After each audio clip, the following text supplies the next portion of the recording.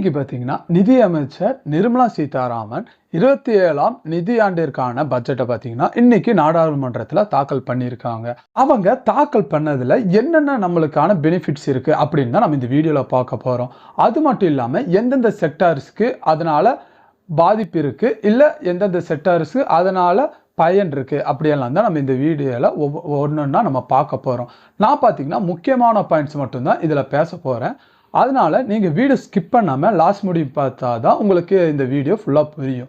நீங்கள் இப்போ தான் நம்ம சேனலுக்கு ஃபஸ்ட்டாக வந்திருக்கீங்கன்னா நம்ம சேனலை சப்ஸ்கிரைப் பண்ணி வச்சுக்கோங்க. அதுக்கப்புறம் இந்த வீடியோ உங்களுக்கு பிடிச்சிருச்சுன்னா கண்டிப்பாக ஒரு லைக் கொடுத்துருங்க. சரி வாங்க, டைம் வேஸ்ட் பண்ணாமல் நம்ம இப்போ வீடியோக்குள்ளே போய் பார்க்கலாம். நிர்மலா சீதாராமன் இது வரைக்கும் பார்த்தீங்கன்னா 9 தடவை பட்ஜெட் தாக்கல் பண்ணியிருக்காங்க. இந்த பிஜேபி கவர்மெண்ட் எப்போ ஆட்சிக்கு வந்தாங்களோ அப்போலேருந்து பார்த்தீங்கன்னா இப்போ வரைக்கும் இவங்க தான் எல்லா பட்ஜெட்டும் பார்த்தீங்கன்னா தாக்கல் பண்ணிட்டு இருக்காங்க. அது மட்டும் இல்லாமல் இப்போ ஞாயிற்றுக்கிழமை பார்த்தீங்கன்னா எல்லா செக்டாரும் லீவாக இருக்கும். ஆனால் அப்பவும் பார்த்தீங்கன்னா பட்ஜெட் தாக்கல் பண்ணியிருக்காங்க. இதுதான் பார்த்தீங்கன்னா ஞாயிற்றுக்கிழமையும் பட்ஜெட் தாக்கல் பண்ணது ஃபஸ்ட்டு. இந்த பட்ஜெட்டை அவங்க தாக்கல் பண்ணுறதுக்கு முன்னாடி இந்த 3 வகையான அடிப்படையில் தான் இந்த பட்ஜெட்டுங்கிறது நாங்கள் உருவாக்கியிருக்கோம் அப்படின்னு சொல்லியிருக்காங்க. அது என்ன 3 வகையான இது அப்படின்னு நம்ம ஒன் பை ஒன்னாக இப்போ பார்க்கலாம். முதல்ல பார்த்தீங்கன்னா நிலையான பொருளாதாரம் மற்றும் வளர்ச்சி என்பதுதான் முதல் கடமை. அதுக்கப்புறம் 2வது பார்த்தீங்கன்னா மக்களோட விருப்பத்தை பூர்த்தி செய்வதுதான் 2வது கடமை அப்படின்னு சொல்லியிருக்காங்க. அடுத்து 3வது பார்த்தீங்கன்னா அனைவரையும் உள்ளடக்கிய வளர்ச்சி என்பதுதான் 3வது கடமை அப்படின்னு சொல்லி தான் இந்த பட்ஜெட்டை பார்த்தீங்கன்னா தாக்கல் செய்யறதுல ஃபர்ஸ்டா இந்த பாயிண்ட்லாம் பேசி ஆரம்பிச்சாங்க. சரி வாங்க, இப்போ இந்த மத்திய பட்ஜெட்ல என்னென்ன சொல்லியிருக்காங்க அப்படின்னு பார்க்கலாம். அதில் என்னென்ன சொல்லியிருக்காங்கங்கிறத மெயின் பாயிண்ட் மட்டும் நான் இப்போ உங்கள்கிட்ட சொல்கிறேன். ஃபர்ஸ்ட் பார்த்தீங்கன்னா நம்ம தனிநபர் வருமான வரி கட்டிட்டு இருக்கோம்ல, அந்த வரியில் பார்த்தீங்கன்னா எந்த ஒரு மாற்றமும் இல்லை. நம்ம ஃபர்ஸ்ட் கட்டிட்டு இருந்தோம்ல அதே பர்சன்டேஜ் தான் நம்ம இப்போவும் பார்த்தீங்கன்னா வரி கட்டணும். அதில் பார்த்தீங்கன்னா எந்த ஒரு மாற்றமும் பண்ணல. அடுத்தது பார்த்தீங்கன்னா இந்த ஏப்ரல் 1ஆம் தேதியிலிருந்து புதிய ஒரு வருமான வரி சட்டம் ஒன்று போட்டிருக்காங்க. அதில் அவங்க என்ன சொல்லியிருக்காங்கன்னா, இப்போ நம்ம வாங்குற வருமானத்தில் ஏதாச்சும் இப்போ கவர்மெண்ட்டுக்கு தெரியாமல் வாங்குறோம்ல, அதை அவங்க கண்டுபிடிச்சாங்கன்னா அதுக்கு பார்த்தீங்கன்னா 100% ஃபைன் போடுவோம் அப்படின்னு சொல்லியிருக்காங்க.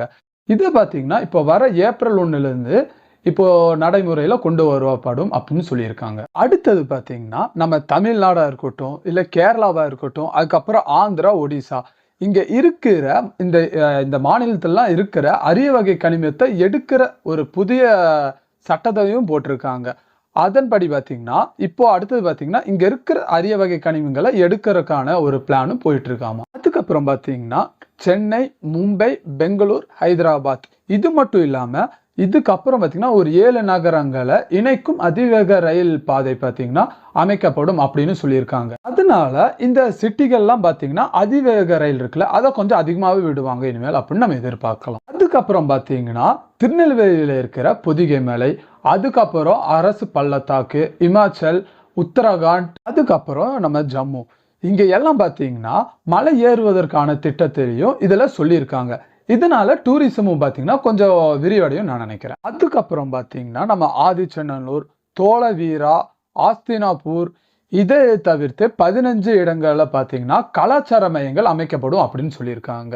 இதுல இருந்து பார்த்தீங்கன்னா அங்க இருக்கிற கலாச்சாரங்கள்லாம் காக்கப்படும் நான் நினைக்கிறேன். அடுத்தது அதுக்கப்புறம் பார்த்தீங்கன்னா நம்ம இந்தியாவில் பெண்கள் கல்வியை மேம்படுத்துறதுக்காக எல்லா மாவட்டத்திலையும் பெண்களுக்குன்னு தனி விடுதிகள் நம்ம சென்ட்ரல் கவர்மெண்ட்ல இருந்து கட்டி தரப்படும் அப்படின்னு சொல்லியிருக்காங்க.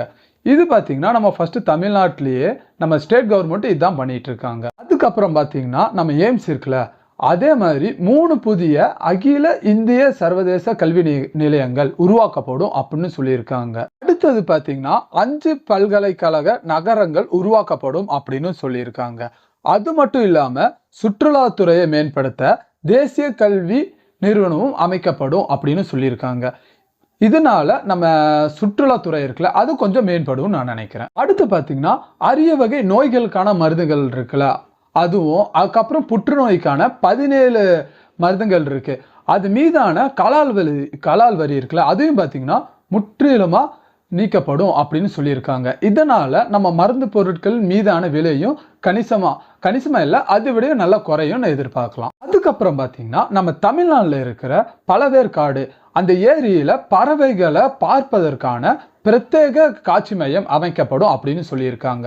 இதனால நம்ம தமிழ்நாடுக்கும் பாத்தீங்கன்னா சுற்றுலா கொஞ்சம் மேம்படும் நான் நினைக்கிறேன். அதுக்கப்புறம் பாத்தீங்கன்னா இந்த வரி தொடர்பான குற்றங்களுக்கு இனிமேல் நடவடிக்கை எடுக்கப்படாது அப்படின்னு சொல்லியிருக்காங்க.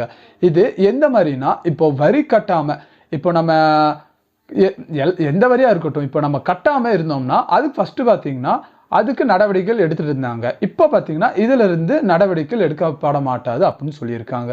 இது பாத்தீங்கன்னா சின்ன குற்றங்கள் இருந்தா பரவாயில்ல, அதுக்கெல்லாம் பாத்தீங்கன்னா இப்போ நடவடிக்கைகள் எடுக்க மாட்டோம் அப்படின்னு சொல்லியிருக்காங்க இதுக்கெல்லாம். அதுக்கப்புறம் பாத்தீங்கன்னா இந்த வரி சார்ந்த பெரிய குற்றங்கள்லாம் இருக்குல்ல, அதுக்கு பாத்தீங்கன்னா அதிகபட்ச தண்டனையா 2 ஆண்டுகளை குறைச்சிருக்காங்க. இப்போ நீங்க வரி கட்டதுல ஏதாச்சும் பெரிய தண்டனை பண்ணிருந்தீங்கன்னா அதுல பாத்தீங்கன்னா அவங்களுக்கு இது பொருந்தும். அடுத்தது பாத்தீங்கன்னா இதுதான் முக்கியமானது.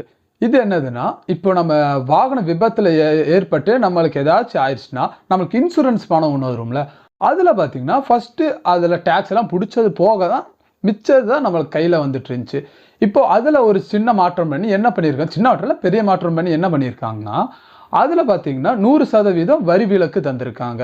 இப்போ நீங்க ஏதாச்சும் இப்போ ஆக்சிடென்ட் ஆயிடுச்சுன்னா உங்களுக்கு பாத்தீங்கன்னா இன்சூரன்ஸ் அமௌண்ட் உங்களுக்கு ஃபுல்லா அப்படியே 100% உங்களுக்கே ஃபுல்லா வந்துடும். அதுக்கப்புறம் பாத்தீங்கன்னா இந்த கடல் சார்ந்த பொருட்கள்லாம் இருக்குல்ல, அதுக்கு ஏற்றுமதியா இருக்கட்டும் இல்ல இறக்குமதியா இருக்கட்டும், அந்த கடல் சார்ந்த மூலப்பொருட்கள் இதெல்லாம் இருக்குல்ல, அதுக்கு பாத்தீங்கன்னா வரிய உயர்த்தியிருக்காங்க. ஆனா எவ்வளவு பெர்சன்டேஜ் நீ சொல்லல. அது நம்ம எவ்வளவு வருதுன்னு நம்ம பார்க்கலாம் அதுக்கப்புறம். அடுத்தது பாத்தீங்கன்னா நம்ம இந்தியால இருக்கிற தென்னையா இருக்கட்டும், அதுக்கப்புறம் முந்திரியா இருக்கட்டும், அதுக்கப்புறம் கொக்கோவா இருக்கட்டும், இதுக்கெல்லாம் பாத்தீங்கன்னா ஒரு பிரத்யேகமான திட்டங்களை நிறைய போட்டு வச்சிருக்காங்க அப்படின்னு சொல்லியிருக்காங்க. இதனால நம்ம இந்தியால விளையிற இந்த பொருட்களுக்கு எல்லாம் வெளிநாட்டுல ஒரு நல்ல மதிப்பு கிடைக்கும் அப்படின்னு நான் எதிர்பார்க்கிறேன். அதுக்கப்புறம் பாத்தீங்கன்னா இந்த பால் உற்பத்தியா இருக்கட்டும், அதுக்கப்புறம் கோழி வளர்ப்பா இருக்கட்டும், அதுக்கப்புறம் மீன் வளர்ப்பா இருக்கட்டும், இதுக்கெல்லாம் பாத்தீங்கன்னா நம்ம மத்திய அரசாங்க சைட்ல இருந்து ஒரு ஊக்கம் அளிக்கப்படும் அப்படின்னு சொல்லியிருக்காங்க.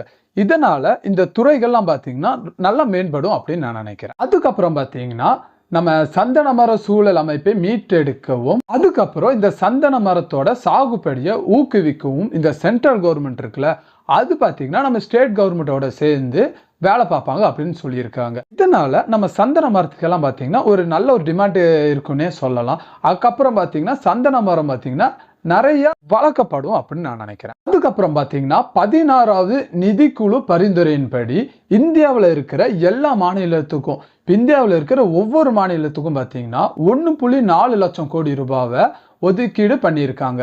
இது பாத்தீங்கன்னா இந்தியாவில் இருக்கிற எல்லா மாநிலத்துக்கும் தரப்படும் அப்படின்னு சொல்லியிருக்காங்க. அதுக்கப்புறம் பாத்தீங்கன்னா நம்ம சென்ட்ரல் கவர்மெண்ட் இருக்குல்ல, அது பாத்தீங்கன்னா 17.2 லட்சம் கோடி ரூபாவை கடனா வாங்குறதுக்கான ஒப்பந்தம் போட்டிருக்காங்க அப்படின்னு சொல்லியிருக்காங்க. இதெல்லாம் தான் பாத்தீங்கன்னா இன்னைக்கு பட்ஜெட் தொடர்ல இதெல்லாம் தான் இன்னைக்கு சொல்லியிருந்தாங்க.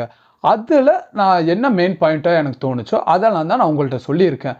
இதனால நம்மளுக்கு என்னென்ன பயன் அப்படின்னு உங்களுக்கு ஏதாவது தெரிஞ்சுன்னா அது என்னென்ன அப்படிங்கிறத கீழே இருக்க கமெண்ட்ஸ்ல சொல்லிட்டு போங்க. அதுக்கப்புறம் இந்த பட்ஜெட் நம்மளுக்கு பயனுள்ளதா இருக்கா அப்படின்னு நீங்க கீழே இருக்க கமெண்ட்ஸ்ல கண்டிப்பா சொல்லிட்டு போங்க. அதுக்கப்புறம் இந்த வீடியோ பத்தின ஏதாச்சும் கருத்துக்கள் உங்களுக்கு இருந்துச்சுன்னா அது என்ன அப்படிங்கிறது கீழே இருக்க கமெண்ட் செக்ஷன்ல கண்டிப்பா சொல்லிட்டு போங்க. அதுக்கப்புறம் இந்த வீடியோவை நீங்க இப்பதான் ஃபர்ஸ்டா பாக்குறீங்கன்னா நம்ம சேனலை சப்ஸ்கிரைப் பண்ணிக்கங்க. அதுக்கப்புறம் இந்த வீடியோ உங்களுக்கு பிடிச்சிருச்சுன்னா ஒரு லைக்கும் பண்ணிருங்க. உங்களை நாளைக்கு இன்னொரு வீடியோவில் நான் சந்திக்கிறேன். தேங்க்யூ.